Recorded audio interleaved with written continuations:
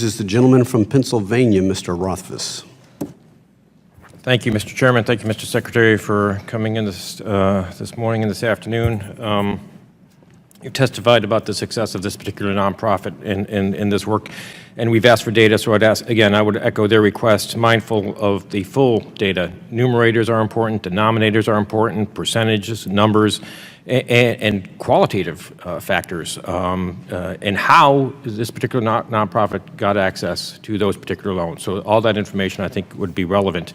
You know, I lost track of the number of times that you used the word believe. I believe this is going to work. You testified repeatedly that you believe these programs will not have a negative impact on the Mutual Mortgage Insurance Fund and consequently the taxpayers. At the same time, I think you testified that you have sold loans at a lower price to a nonprofit than you might have received from a for-profit, so I would question whether that might be a negative impact right there. This word believe is subjective. Can you be more definitive? Will this program not hurt the fund? Yeah, well, I guess one way to say it is that we have confidence that it won't. The reason that we can't tell you definitively, of course, is because these are new changes.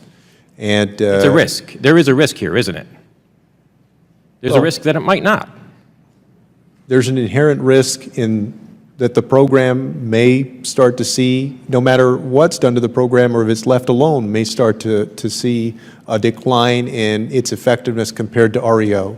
But there's a risk, and you know, I remember the former Democratic chairman of this committee talk about rolling the dice. When these programs are putting the taxpayer at risk, and that's the issue. And let me tie this into something that's going on back home. Because we have tight budgets, we have scarce resources. My district is home to an organization called HEARTH. This provides vital transitional housing services to victims of domestic violence. For more than 20 years, women and families in Allegheny County fleeing domestic abuse have had a reliable and caring place that provided temporary shelter and protection from danger. HEARTH has provided hundreds of women of Western Pennsylvania and their children with a temporary safe space and the support needed to transition to permanent housing. HEARTH has a compelling mission and it fulfills a priceless service for the community. That is why I find it troubling to learn that the organization would be cut off from HUD funding in the upcoming fiscal year. This funding represents nearly half of the group's budget. According to Allegheny County Continuum of Care, HUD is deprioritizing transitional housing services for adults. Since any application to HUD that includes funding for these services will be viewed as less competitive by the agency, Allegheny County has decided to decline to ask for funding for HEARTH. This puts the entire organization in danger of closing its doors to vulnerable women and families in Western Pennsylvania. I find that unacceptable, and I hope you can provide us with some answers. Does addressing homelessness caused by flight from domestic violence remain a priority for HUD? It's a stronger priority today than it ever has been for HUD. In fact, in the continuum of care process that you're talking about, we specifically put more points in for housing service providers that are able to address the survivors of domestic violence. Let me say that this is an issue that we're hearing from transitional housing providers across the country.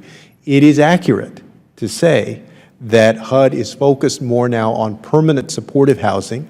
The reason we're doing that is because Congress funded a study called a family option study for HUD to do that looked at, studied, analyzed what are the most effective housing services that we can provide that have the best outcomes.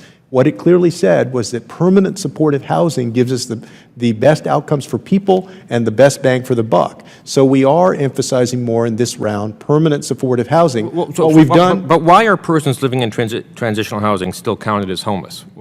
I mean, they can provide housing at this particular place for up to a year. Well, I don't think the issue is whether they're still counted as homeless. The issue is if we're talking about the long-term positive outcome for the person, what is the best type of housing for them to get to? And what we have found is that it's to get to permanent supportive housing right away.